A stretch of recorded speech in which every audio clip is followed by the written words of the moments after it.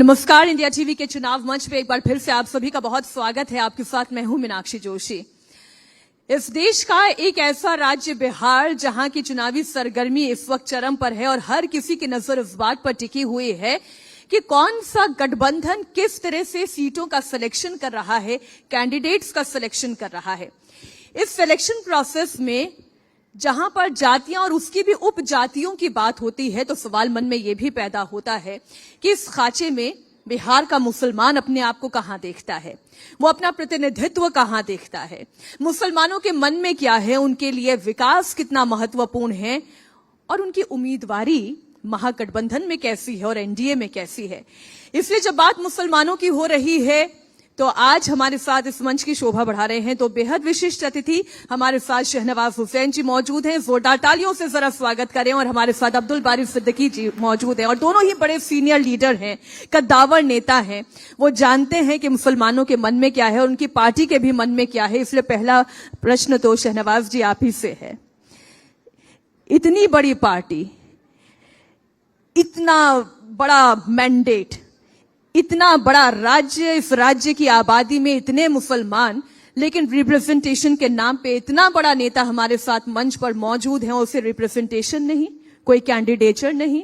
शहनवाज जी, ये दर्द नहीं होता मन में? नहीं, अभी तो 5 एनडीए में उम्मीदवार लड़ रहे हैं, 4 जेडीयू से और एक जो मैंने लिस्ट देखी शायद 6 भी हो सकती है। मुझे जहां तक ध्यान है कि 5 लोग हमारे 4 जेडीयू से और एक इतनी कम सीटों पर लड़ने वाली एलजेपी में भी एक मुस्लिम कैंडिडेट का नाम है, लेकिन बीजेपी में एक भी मुस्लिम कैंडिडेट नहीं, जबकि शहनवाज हुसैन जी यहां मंच पर है। मैं तो लोकसभा लड़ता रहा हूं, कभी भी मैंने 6 बार लोकसभा का चुनाव लड़ा है। जब से अलायंस में सीट गई है तब से मैं नहीं लड़ रहा हूं। मैं भारत सरकार का कैबिनेट मिनिस्टर रहा हूं, बिहार का इंडस्ट्री मिनिस्टर रहा हूं और बिना लड़े हुए भी पार्टी ने एमएलसी बना के मुझे कैबिनेट मिनिस्टर बिहार में उद्योग मंत्री बनाया। मैंने उद्योग में अच्छा काम भी किया था और बारी सिद्दीकी साहब तो खुद ही विधान परिषद के सदस्य हैं, मैं भी उसमें रहा हूं। तो ये जरूरी नहीं है कि उम्मीदवार बनाने से ही हमदर्द हैं। आजकल नई नई पार्टी आ रही है, वो कह रही है हम 40 सीट देंगे, 50 सीट देंगे, तो जो ज्यादा सीट देगा वो ज्यादा हमदर्द है। और ये तो नहीं होता है कि रिप्रेजेंटेशन समाज के हर वर्ग को मिलना चाहिए, सही है, लेकिन उस समाज का रिप्रेजेंटेशन भी उस दल में ज्यादा होना चाहिए। हमारे दल में अभी हम मुस्लिम समाज में कोशिश कर रहे हैं, जब हमारी कोशिश कामयाब हो जाएगी तो बड़ी तादाद में मुस्लिम कार्यकर्ता भी आएंगे। ठीक है शहनवाज जी, आपकी बातों में आप पार्टी के सबसे पक्के कार्यकर्ता के तौर पर बात कर रहे हैं, सबसे ईमानदार नेता के तौर पर बात कर रहे हैं, लेकिन हकीकत यह है ना कि आपके वक्तव्य में था, रहा हूं, रिप्रेजेंटेशन रहा है, ये सब भूतकाल की बातें हैं, भविष्य की बात ना करें। इंडिया टीवी कभी भूतकाल के नेता को बुलाता है पैनल पे? अगर मैं पार्टी का राष्ट्रीय प्रवक्ता न होता, मैटर न करता, तो आप जनाब बारी सिद्दीकी साहब के साथ मुझे बुलाते। मैं वर्तमान हूं, मैं नौजवान हूं, मैं भूतकाल का नहीं हूं, वर्तमान काल का हूं। और ये गलतफहमी निकाल दीजिए कि कोई मुस्लिम समाज के लोग ही मुझे चाहते हैं। मैंने कोशिश की है कि जिस समाज में पैदा हो वहां समाज के लोग तो गर्व करें, लेकिन जिस समाज में पैदा ना हो वो अगर नेता माने तो वो सच्चा नेता होता है। यहाँ तो जात के नेता बहुत घूम रहे हैं, कोई इस 4% का नेता, कोई 5% का नेता, कोई 6% का नेता। मैं तो कभी नहीं कहता, मैं तो कहता हूं मैं एक समाज का नेता न बनूं बल्कि बिहार का नेता बनूं, ताकि बिहार के नौजवानों को लगे कि नहीं इसमें मेरा भविष्य होगा। तो मैं उसके लिए काम करने वाला हूं। इसलिए मुझे ये सवाल कभी चुभता भी नहीं है। आपने चुभाने की कोशिश की है कि मुस्लिम समाज का कोई भी एक भी उम्मीदवार भारतीय जनता पार्टी के सिंबल से नहीं लड़ रहा, लेकिन हम जिन सीटों पर लड़ाना चाहते थे उस पर तो एनडीए के लोग लड़ाई रहे हैं। एनडीए में है ही और एनडीए एकजुट होकर चुनाव लड़ रहा है, 5 उम्मीदवार लड़ रहे हैं। सिद्दीकी जी भी हमारे साथ मंच पर मौजूद हैं। मैं पहले कि आपकी पार्टी के बारे में पूछूं, आप ये बताएं कि शहनवाज जी का ये दर्द बोल रहा है या हिम्मत बोल रही है या पार्टी के लिए प्यार बोल रहा है? देखिए, ऐसा है कि आप लोगों ने हम दोनों को यहाँ खड़ा कर दिया है और आपको संबंध हम लोगों का मालूम नहीं है। हम लोग दोनों भाई हैं और शाहनवाज साहब जहां खड़े हैं या जिस विचार को रिप्रेजेंट कर रहे हैं वो जिस पार्टी के बारे में मतलब उनका खाना पचता ही नहीं है, जबकि उनका जो विचार है वो घृणा पर, द्वेष पे, नफरत पे आधारित हो, तो जो संविधान हमारे पुरखों ने हम सबों को सौंपा है कि साहब ये हमारा मुल्क सॉवरेन है, ये मुल्क जो है हमारा डेमोक्रेटिक है, ये मुल्क जो है हमारा सेकुलर है, और उसकी हम शपथ खाते हैं। जब हम एमएलए बने, एमपी बने, मंत्री बने तो उसकी शपथ खाते हैं, मगर शपथ तो खाते हैं हम उसकी, चाहे मैं हूं या शाहनवाज साहब हूं या कोई भी हो। संविधान से ऊपर कोई है नहीं। संविधान से ऊपर जब नहीं है तो संविधान के विपरीत आचरण करने वाले जो भी लोग हों, चाहे हम हों या शाहनवाज साहब हों, हमारे नेता हों या उनके नेता हों, हमारी पार्टी हो या उनकी पार्टी हो, मगर सिर्फ देश को घृणा पर, द्वेष पर, नफरत पे अगर वोट के लिए, राज के लिए अगर कोई राजनीति करे तो इसे हम कतई अच्छा नहीं मानते। जी, आप अच्छा नहीं मानते हैं और आप इनके बड़े भाई हैं, समान हैं, वो आपके वक्तव्य में मुझे समझ में आ गया। लेकिन ये बताएं कि मुसलमानों का रिप्रेजेंटेशन क्या है? वो बचा ले गए, लेकिन समान नहीं है, हम लोग रिलेटिव भी हैं, वो रियल वाले भाई, वो बात ही नहीं है। ये भाई है। इंडिया टीवी ने कोशिश की है कि दो भाइयों के बीच में झगड़ा लगाना। अब पार्टी अलग है, विचारधारा अलग है, परिवार एक है, लड़ाई एक ही बिहार चुनाव की है, तो सवाल तो पूछना बनता है ना सिद्दीकी साहब। आज असदुद्दीन ओवैसी भी मैदान में आकर ये कह रहे हैं कि बिहार ने मुसलमानों को रिप्रेजेंटेशन नहीं दिया, मुसलमानों को रिप्रेजेंटेशन नहीं दिया, वो रिप्रेजेंटेशन देने की कोशिश कर रहे हैं।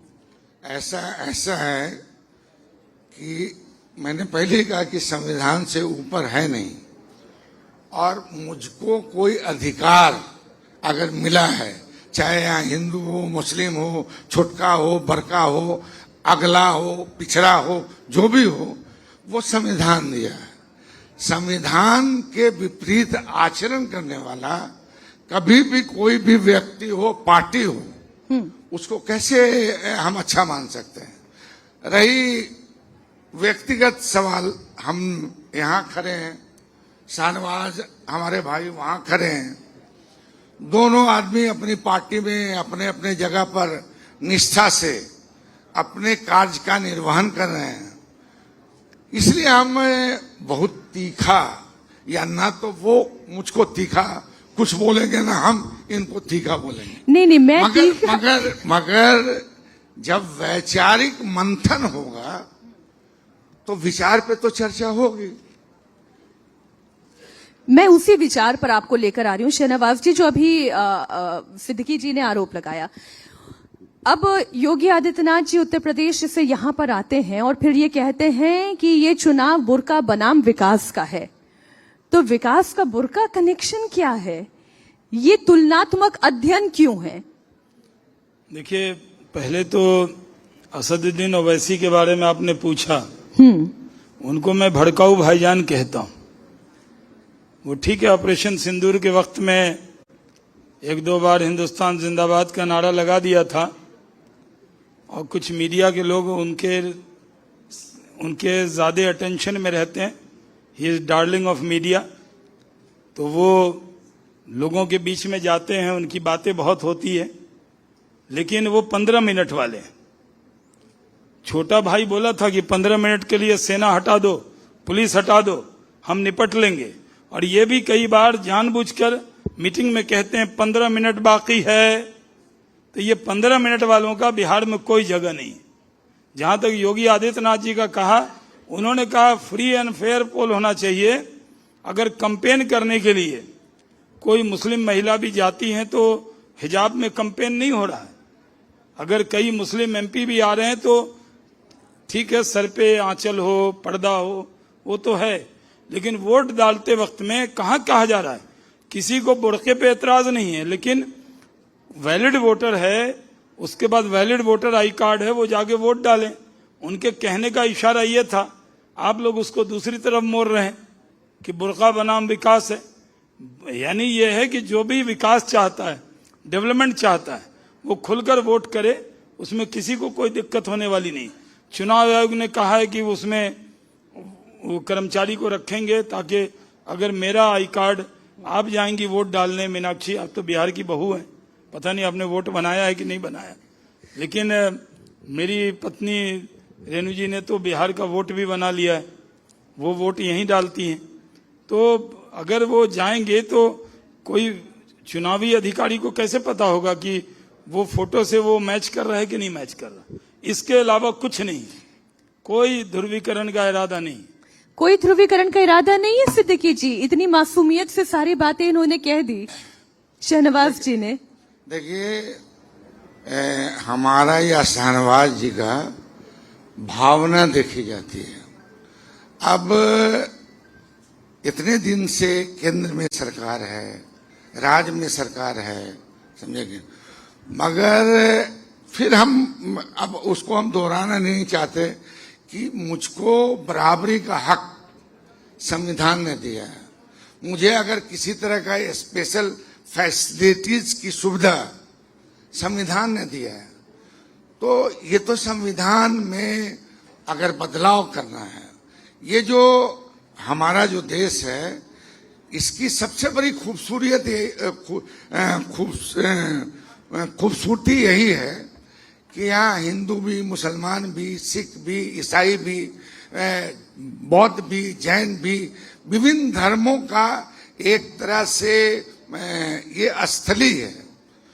और विभिन्न धर्म के लोगों ने हमेशा ये सिखाया कि अपने अपने धर्म में आस्था रखो और दूसरे के धर्म की आदर करो। मगर अब आप मुझको कहिए कि हम कहें कि साहब आप टोपी पहनिए, हम तो नहीं कह रहे हैं कि आप टोपी पहनिए, मगर जब हम टोपी पहनते हैं तो आपको किसी तरह का गिला और शिकवा नहीं होना चाहिए। सबकी अपनी धार्मिक पूजा, अनुष्ठान, परंपरा है। और एक ही मुद्दा, मतलब इतने दिन के बाद हिंदू मुसलमान के अलावा इतनी बड़ी पार्टी जिसकी केंद्र में सरकार हो, राज्य में सरकार हो, उसको घृणा का, द्वेष का कोई मुद्दा ना बनाना चाहिए, नहीं सिद्दीकी जी, उठाना चाहिए। आप ये कह रहे हैं कि घृणा नहीं होनी चाहिए, द्वेष नहीं होनी चाहिए। अब मैं जो अलग अलग रिसर्च करती रही, पोस्ट पढ़ती रही, मैं आरजेडी का ही एक उदाहरण आपके सामने रखती हूं और एक पोस्ट पढ़ रही हूं जिसे असदुद्दीन ओवैसी रिपोस्ट कर रहे हैं। वो ये कह रहे हैं, मुसलमान पाकिस्तानी आताताई दंगाई होते हैं, ऐसा बोलने वाले राकेश नायक को दरभंगा से आरजेडी ने महागठबंधन का टिकट दे दिया। तो क्या वो द्वेष नहीं है, वो घृणा नहीं है, क्या वो नफरत नहीं है? बीजेपी की नफरत दिखाई दे रही है, लेकिन यहां तो बात आरजेडी की हो गई। नहीं, फॉर योर इंफॉर्मेशन मैं बताना चाहता हूं कि जिस व्यक्ति को टिकट मिला था, मिला भी नहीं था, अखबार में आ गया, फलाने में आ गया कि ये यहाँ से उम्मीदवार हो रहे हैं, ना उनको सैंपल मिला था, ना पार्टी का किसी भी तरह का ऑफिशियल ये मिला था, मगर चल गया कि साहब ये उम्मीदवार हो रहे हैं। वो उम्मीदवार नहीं हुए, उम्मीदवार हुए दूसरे गोपाल मंडल, जो पार्टी का आज से नहीं, जननायक कर्पूरी ठाकुर के विचारधारा में आस्था रखने वाला व्यक्ति था, उसको टिकट मिला। ये लेकिन जो असदुद्दीन ओवैसी, मैं इस विषय पर आपको लेकर आ रही हूँ शहनवाज जी, कि वो जो जिस तरीके से वो ये चुनाव लड़ रहे हैं, एक तरफ आरजेडी है जिसके बारे में कहा जाता है कि ये माई समीकरण लेकर चुनाव लड़ती है, इसलिए वोट जो है मुसलमानों के और यादव के वो आरजेडी के पास, कांग्रेस के पास, गठबंधन के पास आ जाते हैं। एनडीए में बीजेपी ये मानकर ही शायद चलती है कि उन्हें मुसलमानों के वोटों की शायद आवश्यकता नहीं है, इसलिए अपने इतने बड़े कैंडिडेचर में कोई मुस्लिम रिप्रेजेंटेशन देती नहीं है। और रही सही कसर वो कोशिश करती है कि जेडीयू से वो पूरी कर ले, एलजेपी से पूरी कर ले। नहीं, मुस्लिम उम्मीदवार नहीं दे पाए। और इसमें कहीं भी संविधान की जो बात बारी साहब कह रहे हैं, संविधान में कहीं नहीं लिखा है कि धर्म के आधार पर टिकट दिया जाएगा। कभी भी बाबा साहब ही लिख देते कि जिसकी जितनी आबादी हो उसको इतनी टिकट दिया जाए। वो रिजर्वेशन अनुसूचित जाति जनजाति के लिए तो हुआ। हमने जीतने का आधार देखा, जीतने के आधार पर हम निर्णय करते हैं। तो हमें इसका गिला भी नहीं है कि हमने मुस्लिम समाज के लोगों को नहीं लड़ाया। यही नहीं लड़ाया, हमने यूपी में नहीं लड़ाया, उत्तराखंड में नहीं लड़ाया, छत्तीसगढ़ में नहीं लड़ाया, मध्य प्रदेश में नहीं लड़ाया, राजस्थान में नहीं लड़ाया, हम कई जगह नहीं लड़ाए। हम उनमें काम कर रहे हैं। जब बड़ी तादाद में मुस्लिम समाज के लोग हमारे साथ जुड़ेंगे तो हम उनको रिप्रेजेंटेशन देंगे भी। अभी नहीं दे पाए, इसको छिपाना क्या है? इसको कोई छिपाने की बात है नहीं। हम तो उसको गर्व से कहते हैं कि हमने मुस्लिम उम्मीदवार नहीं बनाया, क्योंकि हमने धर्म के नाम पर निर्णय नहीं किया, हमने जीतने वाले उम्मीदवार के नाम पर निर्णय किया। जहां तक माई समीकरण का नाम है तो मैंने तो इसका नाम बदल दिया है। MY समीकरण नहीं है, YM समीकरण है। क्योंकि जब नेतृत्व मिलता है तो लालू यादव जी को, राबड़ी जी को, तेजस्वी जी को, तब बीच में तो बारी सिद्दीकी साहब सीनियर थे, उनको तो नहीं मिला। और बारी सिद्दीकी साहब का जब मैंने ओथ 15 में देखा तो तेजस्वी जी और तेज प्रताप जी के बात करा दिया। कितना अपमानित किया, क्योंकि उस समाज के लोगों को आबादी, अगर आप कहते हैं कि यादव समाज की 14% है और मुस्लिम समाज की 17.8 यानी 18% है, और कहते हैं कि माई समीकरण है, तो खुल के कहिए कि YM समीकरण है। पिछली बार मंत्रिमंडल बना, 4 मुस्लिम समाज के मंत्री थे, 8 मंत्री जो है वो यादव समाज के थे उस वक्त। क्यों दिया गया? क्यों नहीं रिप्रेजेंटेशन? अगर आप, हम समीकरण नहीं कहते, हम धर्म के नाम पे नहीं कहते, लेकिन अगर आप कहते हैं कि MY समीकरण है तो आपको देना चाहिए था। और दूसरी बात ये भी है कि रिप्रेजेंटेशन अलग चीज होती है, नेतृत्व अलग चीज होता है। क्या कभी सोचा? एक बार रामविलास पासवान जी ने कहा था कि मुस्लिम को मुख्यमंत्री बनाइए, और आरजेडी के पास उस वक्त तो सबसे प्रमाणित चेहरा था, साफ सुथरा, जिनका हिंदू मुसलमान दोनों समाज में अच्छी पकड़ है, अच्छी नजर है। कभी भी 15 साल मंत्री रहे, कोई दामन पे एक दाग नहीं लगा। बारी सिद्दीकी साहब मौजूद थे तो लालू जी ने सत्ता छोड़ दी, लेकिन कहा नहीं, मुसलमान को नहीं बनने दूंगा। ये कसम खा के बैठ गए और रामविलास पासवान जी के उस वक्त लोग चले गए। तो बड़ा दिल कौन दिखाएगा? यहां बिहार के अंदर ये हो रहा है, हर जात की एक पार्टी बन जा रही है। और आप देखिएगा किसी भी मीडिया चैनल पे आप जाइएगा, उसका पोस्टर दिखेगा, 4% वाले नेता, 5% वाले नेता, 3% वाले नेता। मीडिया चैनल भी एक पोस्टर में एक मुसलमान का फोटो नहीं है, क्योंकि वो बिहार की राजनीति में आज मैटर नहीं कर रहा है। और ये मैटर नहीं किया, ये राजद की वजह से हुआ है। क्योंकि अगर आप पोस्टर देखें, मैं इंडिया टीवी का भी देख रहा था आपके वहां बैठ के, उसमें तो कोई पोस्टर में फोटो नहीं है, क्योंकि कहीं नेतृत्व नहीं है। तो आप नेतृत्व नहीं, तो नेतृत्व नहीं है, उसके पीछे कारण बीजेपी नहीं है, उसके पीछे कारण आरजेडी है। बीजेपी शुरू से कहती है कि हम धर्म के नाम पर टिकट नहीं देंगे, ये हम कह रहे हैं जिम्मेदारी से। मैं बीजेपी का राष्ट्रीय प्रवक्ता हूं, ऑफिशियल स्पोक्स पर्सन हूं, जिम्मेदारी से कहता हूं कि हम धर्म के नाम पर टिकट नहीं देंगे। ठीक है, तो आप ही का हाँ, सवाल समाज को रिप्रेजेंटेशन देना है। जो समाज हमारे यहाँ रिप्रेजेंट करेगा, अगर जीतने लायक उम्मीदवार आएगा, उसका धर्म उसके आड़े नहीं आएगा। नहीं, जो बात अभी शहनवाज जी कह रहे हैं, मुस्लिम यादव जो समीकरण कहे जाती है, इसके नाम पर धोखा भी बंद होना चाहिए। और मैं, आप कहिएगा तो मैं और डिटेल निकाल के दे दूंगा कि इतनी ही नब्ज काफी है जो आपने अभी पकड़ ली है कि रिप्रेजेंटेशन MY वाली बात तो होती है, लेकिन मुस्लिम रिप्रेजेंटेशन उस तरह से कहा जाता है। और आप नेतृत्व क्यों नहीं देते? मुख्यमंत्री के पद पर कोई मुसलमान क्यों नहीं हो सकता? देखिए, ऐसा है कि मैं बार बार विचार से अलग नहीं जाना चाहता। अब शाहनवाज भाई हैं हमारे, और इनका दर्द थोड़ा सा जाहिर हो रहा है। अब मतलब कह रहे हैं कि साहब दूसरे का पेन, हम लोग यहाँ देहात में है कि साहब फटा हुआ जो है ये, वो दूसरे का छेद देखने के पहले अपना छेद देखना चाहिए। अब मान लीजिए कि हम इसीलिए कहा कि वैचारिक बहस होना चाहिए, संवैधानिक बहस होना चाहिए और भारत की जनता का बहस होना चाहिए। जिस जिला से हमारे छोटे भाई आते हैं, कहा उन्होंने खुद कह दिया, मगर हम लोग अपनी अपनी भूमिका में हैं यहाँ। इनके जिला में हम लोगों के आदरणीय नेता जननायक कर्पूरी ठाकुर हुआ करते थे। जननायक कर्पूरी ठाकुर को अभी भारत रत्न भी मिला और जननायक कर्पूरी ठाकुर ने समाज में जो गरीब तबका था, सामाजिक तौर पे जो पिछड़े हैं, अत्यंत पिछड़े हैं, जो विकास से मरहूम हो गए, तो बहुत ही एक तरह से व्यवहारिक और साइंटिफिक उन्होंने जो है आरक्षण की व्यवस्था की थी।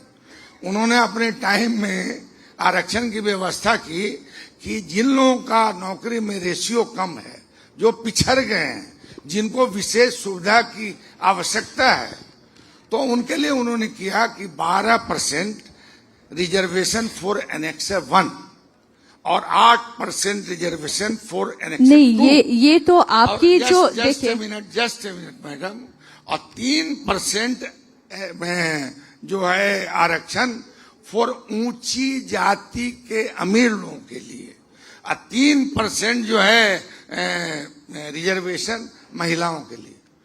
मैं व्यक्तिगत रूप से कह सकता हूं कि इस सरकार की कार्रवाई के बाद उतने बड़े कद्दावर नेता जननायक कर्पूरी ठाकुर को कितनी गालियां सुननी पड़ी, और जिन लोगों ने गालियां दी, समझा कि नहीं, वो आज बहुत गाल बजाते हैं।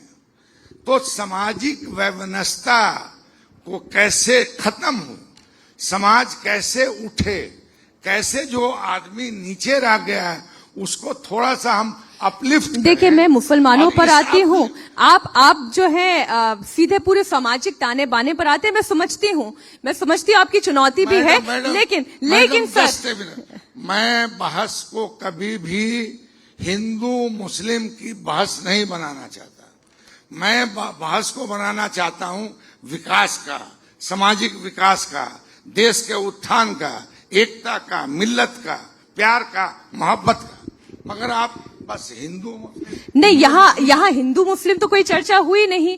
यहाँ मुसलमानों की बात थी, वो मुख्यमंत्री क्यों नहीं बन सकता, उनका रिप्रेजेंटेशन क्यों नहीं हो सकता। जब उम्मीदवारों के नामों का चयन होता है तो गिनती में जब कास्ट की सब कैटेगरी भी गिनी जाती है तो उसमें मुसलमानों की संख्या कहां पर आकर खड़ी होती है। और एक अंतिम प्रश्न शहनवाज जी, जब घुसपैठियों से सीधा सीधा मुसलमानों को जोड़ दिया जाता है तब क्या आहत नहीं होते? मैं क्यों आहत हूंगा? आज पूरी कम्युनिटी को बार बार टारगेट करके घुसपैठिया विपक्ष ये कह रहा है। मैं बता रहा हूं कि जो हिंदुस्तान का बंटवारा धर्म के नाम पे हुआ, जिनको मुल्क पसंद था वो यहाँ रहे, जिन्होंने मजहब के नाम पे बंटवारे को कबूल किया वो चले गए। जब चले गए तो बंटवारा हो गया। जो हिंदुस्तान का मुसलमान रह गया, हिंदुस्तान की मिट्टी का मुसलमान है, उसके लिए हमारे दिल में जगह है। लेकिन हम इतनी बड़ी तादाद में तो 5 किलो अनाज दे रहे हैं, गरीबी रेखा के नीचे लोग हैं, इनकी चिंता करनी है, या बांग्लादेश से या पाकिस्तान से या वर्मा से कोई आएगा उसकी चिंता करनी है। उसका मजहब अलग हो सकता है मेरा मजहब और पाकिस्तान वालों का मजहब एक हो, शाहनवाज का, नवाज शरीफ का मजहब एक है, तो मैं मोदी से प्यार करूंगा या नवाज शरीफ से करूंगा? ये तो कभी नहीं हो सकता। मेरे लिए मेरा प्रधानमंत्री बड़ा है, पाकिस्तानी को लिए उनका होगा। तो यहाँ जो घुसपैठिया है, जो घुसपैठ करके आए हैं बड़ी तादाद में, आपको बता दूं, सुना था ना पहले नारा चुपचाप कमल छाप। इस बार ऐसा हुआ है, बहुत से लोग डिपोर्ट हुए हैं, बहुत से लोग डिटेन हुए हैं। जो लोग बांग्लादेश से यहाँ आए उनको बांग्लादेश रहना चाहिए, और जो हिंदुस्तानी मुसलमान है और अगर वो हिंदुस्तान का है तो दुनिया की कोई ताकत उसको हिंदुस्तान से बाहर नहीं कर सकती। लेकिन जो बांग्लादेशी है उसको बढ़िया बिस्तर बांध लेना चाहिए। अब देखिए, ये पूरी चर्चा जनता के सामने है। जनता ये तय करेगी कि उसे विकास की राजनीति चाहिए, उसे एक सुंदर सामाजिक ताना बाना चाहिए, वो कैसे विकास की कल्पना करता है, कैसे बिहार की कल्पना करता है। इसी चर्चा के आधार पर अगर आप ये चिन्हित कर सकते हैं तो करने का प्रयास कीजिए। बहुत शुक्रिया शहनवाज जी, अब्दुल बारी सिद्दीकी जी, हमारे साथ इस मंच पर जुड़ने के लिए, इसकी शोभा बढ़ाने के लिए। धन्यवाद।